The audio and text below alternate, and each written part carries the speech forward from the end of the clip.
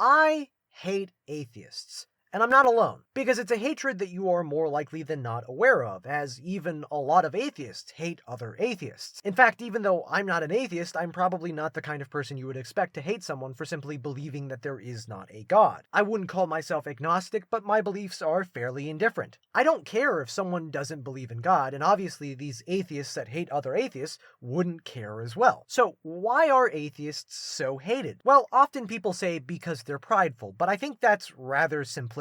At least for me, and I imagine for others, I think the truth is far more complicated and will probably even sound a bit convoluted at first. But hopefully by the end of this video, you'll understand that nobody actually hates atheists, at least not most people. Nobody hates atheists, and that's why they're so hated.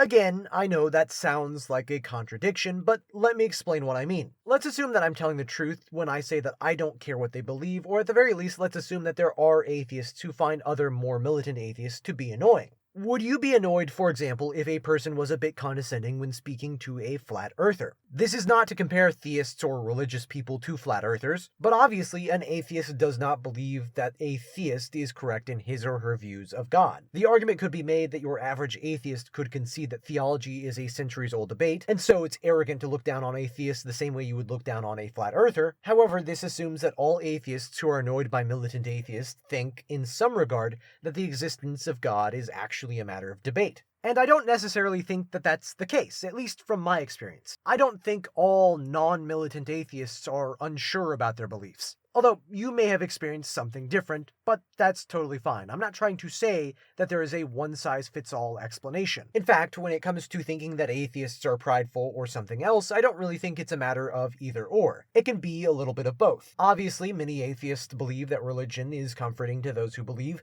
so nothing is really gained by stripping people of their faith. Likewise, you may even point out, for example, that there is a difference between looking down on someone you are confident is wrong and then just being needlessly rude to that person. Or you may even point out that some people are just humble for humility's sake. And again, while some may hold these positions and hate their fellow atheists for these reasons, I don't know if this accounts for all of them. Especially since, again, even though I'm not an atheist, these reasons don't really resonate with me and the reason I hate atheists. If this really was the core of the issue, you would think that more people would express their distaste in terms more like atheists are rude or atheists are impolite. Some obviously do that, but often conversations come back to this notion of pride. And the issue here is that even if someone is rude to someone else by being condescending, that wouldn't necessarily constitute pride. People usually interpret pride and arrogance in debate as being confident when you're wrong. And trust me, I know.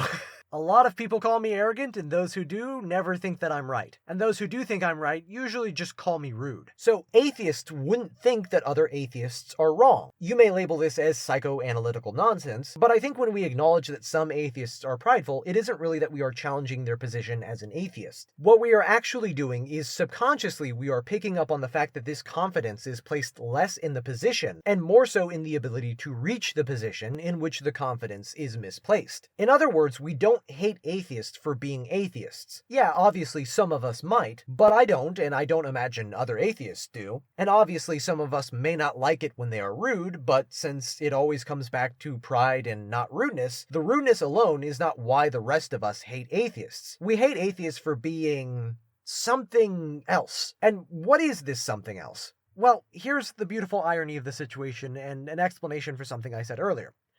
I don't know. It's not really something that has a name, and that's kind of the problem, but at the same time, obviously, that's the answer to the problem. I can say a phrase like Reddit atheist or militant atheist, and you already have an image in your head as to the other beliefs this person almost certainly has. But yet we don't really have a name for those beliefs as a whole, despite the fact that there is so little deviation in this ideological group, and despite the fact that the way in which this group operates is so predictable and so cliche. But again, that's why it's the problem, and also the answer. One of the biggest tactics of this group is crafting elaborate narratives of academic consensus and acting with so much confidence that they actually convince the rest of the world that we should feel ashamed for questioning their beliefs. And this is why we hate them. It isn't really their confidence in their conclusion. It isn't because they are atheists. They just so happen to be atheists. It's the confidence in their reasoning, or lack thereof. It's the fact that we can tell they are incredibly ignorant but they do such a good job at convincing us that they are not, that the flaws in their personality and in their beliefs go almost completely unnoticed, at least at a conscious level. But deep down, we know that they are wrong, and so the inability to express that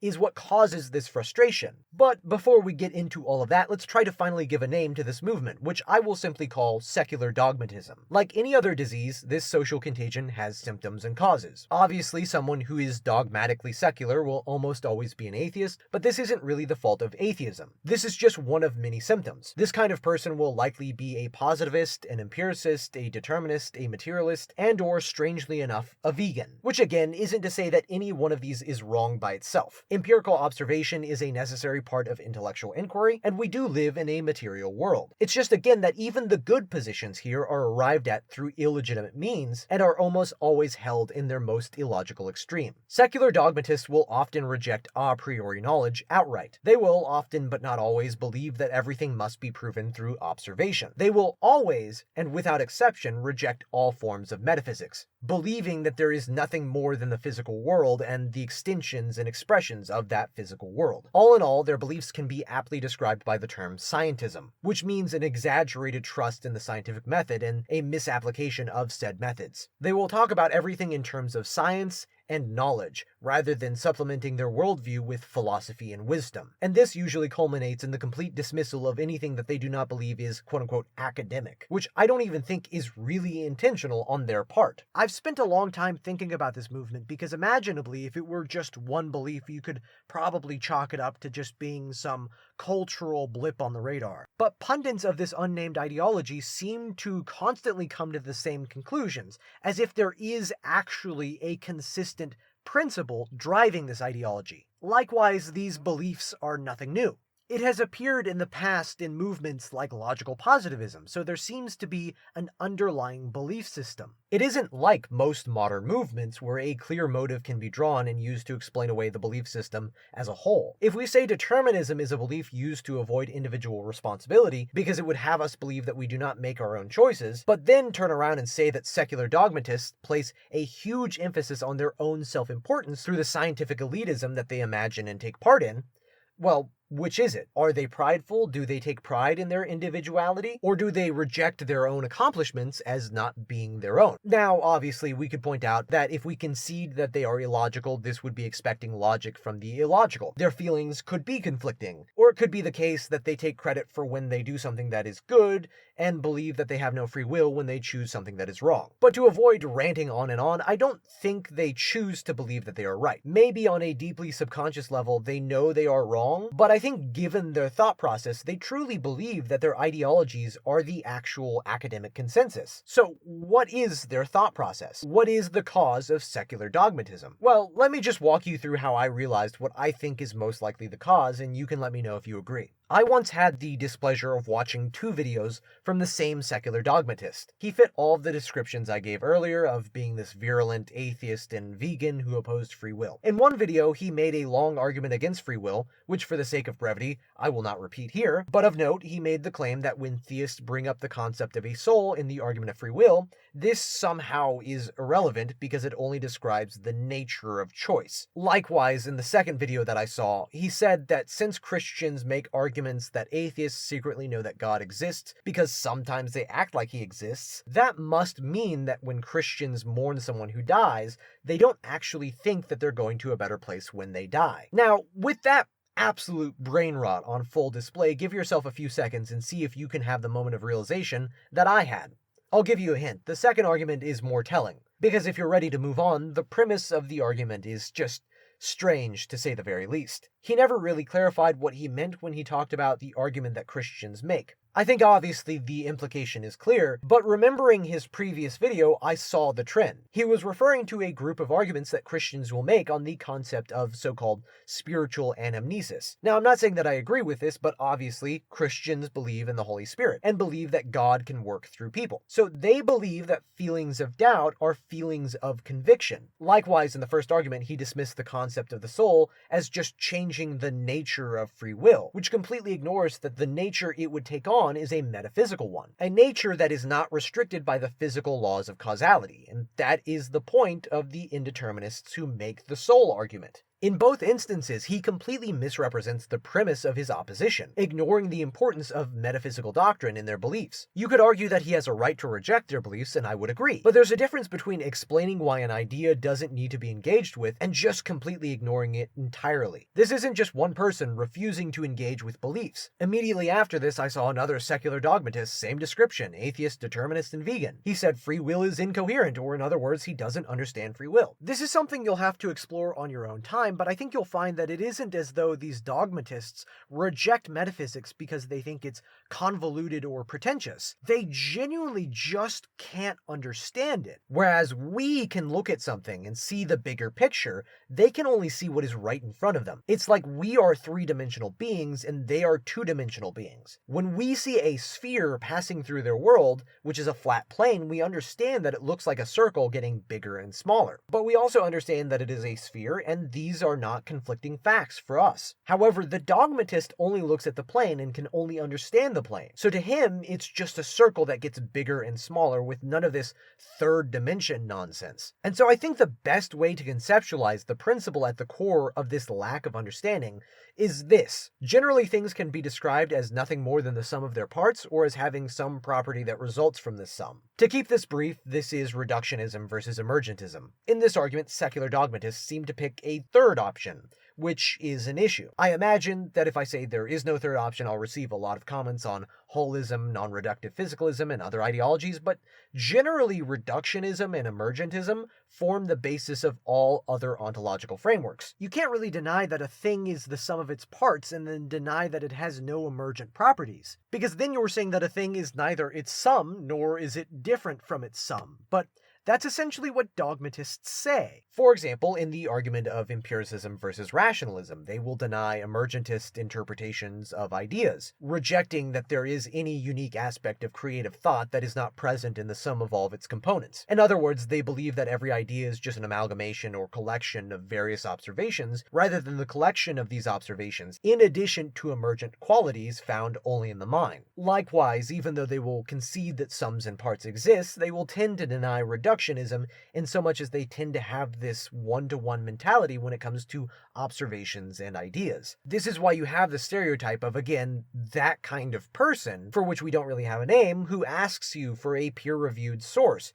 about a very mundane thing. A regular person can take parts and infer the whole, but the secular dogmatist simply cannot. The dogmatist may at times see 1 to 2, or if he's lucky, 1 to 3, but this small-mindedness is ultimately what drives their ideology. They aren't atheists because they simply feel a personal conviction that would have them believe there is no God like other non-dogmatic atheists would feel. It's just that the idea of an immaterial being is simply incomprehensible to them, because it is not something that can be observed or understood in direct inference of observation. And they are positivists and materialists for the same reason. They are not determinists because they truly understand and refute the position of free will. They are determinists because limited one-to-one thinking forces them to believe that there is only the physical material world, and that everything must operate based on simple principles like cause and effect, in which all things must have a cause, despite the fact that we have plenty of evidence that this is not the case. They aren't empiricists because they believe in the importance of empirical observation.